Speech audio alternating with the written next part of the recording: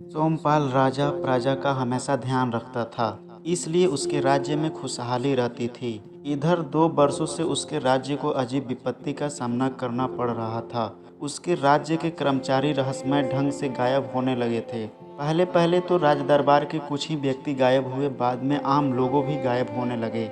राजा ने खुफिया एजेंसी को सतर्क कर दिया था। खुफिया तंत्र क्या करता जब खुफिया विभाग के कर्मचारी भी गायब होने लगे थे। इसी राज्य में एक बुढ़िया रहती थी। उसके 4 बेटे और एक बेटी थी। जब तक बुढ़िया जीवित रही तब तक उसके बच्चों का जीवन भी ठीक चल रहा था। बुढ़िया खेती बाड़ी का काम करके 2 वक्त की रोटी तो जुटा ही देती थी। बुढ़िया के मरने के बाद उसके बच्चों पर विपत्ति का पहाड़ टूट पड़ा। बुढ़िया की लड़की मधु भी जवान होने लगी थी। भाइयों को अपनी रोजी रोटी के साथ मधु की शादी की भी चिंता होने लगी थी। एक दिन चारों भाइयों ने निश्चय किया कि वे नौकरी की तलाश में बाहर जाएंगे। जितना भी रुपया पैसा जमा होगा उसमें अपना घर भी चलाएंगे और मधु की शादी भी करेंगे।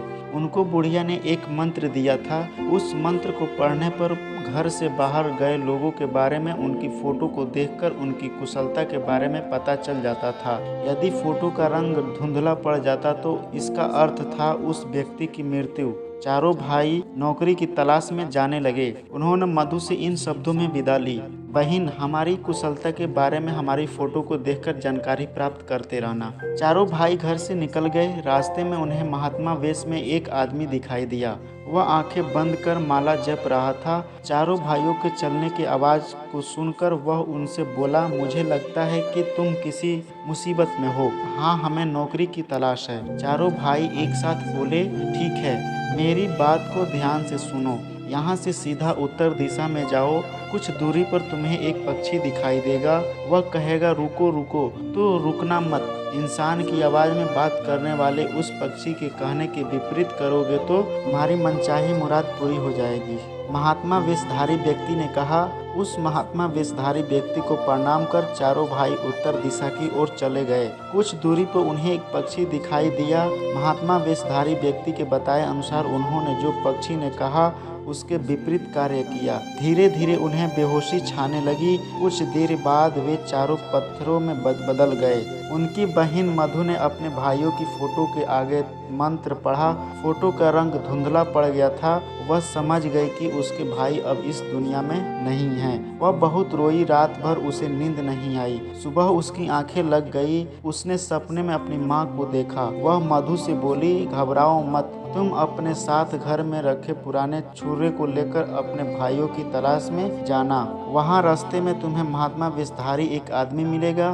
तुम उसकी बातों में मत आना। जैसा पक्षी कहेगा वैसा ही करना। छुरे से पक्षी की गर्दन काट लेना।